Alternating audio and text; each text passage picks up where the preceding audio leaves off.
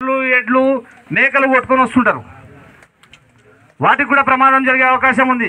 వారి జీవన అది ఏది కడుపుకు పశువుల కడుపు కూడా దెబ్బ పడే అవకాశం ఉంది. ఇలాంటి ఇన్ని సమస్యలు పెట్టుకొని నేనేమంటున్నా అంటే, సరే నన్ను ఎవరు అన్యంగా భావించినా, రాజకీయంగా భావించినా, మరి ఏ విధంగా భావించినా నేను బాధపడేది ఏం లేదు.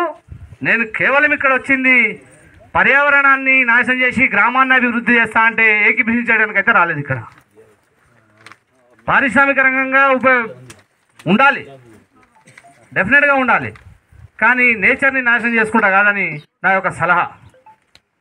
కాబట్టి ఇక్కడ ఉన్నటువంటి అందరికీ ఒక కోణంలో కాకుండా, ఒక రాజకీయంలో కాకుండా, ఇంకో విధంగా కాకుండా, ఒక నేచర్ మీద ప్రేమతోన ఇక్కడ వచ్చినటువంటి జనాలు కానీ, ఎన్జిఓస్ కానీ, కలెక్టర్ గారు కానీ, అధికారులు కానీ, ఎవరైనా కానీ నేచర్ మీద ఒక ప్రేమతోన దానివల్ల పడే, ఫర్ ఎగ్జాంపుల్ వాళ్ళు ట్రెంచ్ కొట్టారు అనుకో, 200 మీటర్లు కొడతారు లోపలికి, మెటీరియల్ వెళ్తూ ఉంటే తీస్తూ ఉంటారు వాళ్ళు. ఆ మెటీరియల్ తీసే క్రమంలో ప్రమాదాలు జరిగే అవకాశం ఉంది. వరంగల్లో ఒకసారి మెటీరియల్ తీస్తుంటే ఏమైంది, ఆ క్రేన్ నుంచి రాడు విసిపోయి 11 మంది చచ్చిపోయారు. అక్కడనే వాతిపెట్టారు ఆ 11 మందిని, ఇంతవరకు బయటికి తీయనలే.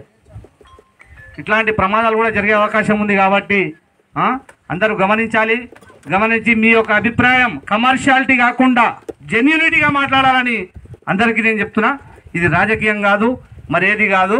ఇక్కడ వచ్చేసినటువంటి కలెక్టర్ గారికి నేను కూడా, సార్ మా ఊరికి రండి, మీరు ఈరోజు వచ్చిన సందర్భం కాకుండా ఒక సందర్భం ఏర్పాటు చేయండి, రండి, మా ఊరు సమస్యలు చెప్పుకుంటాం, పరిష్కరించాలని మేము మనసారా కోరుకుంటున్నాం.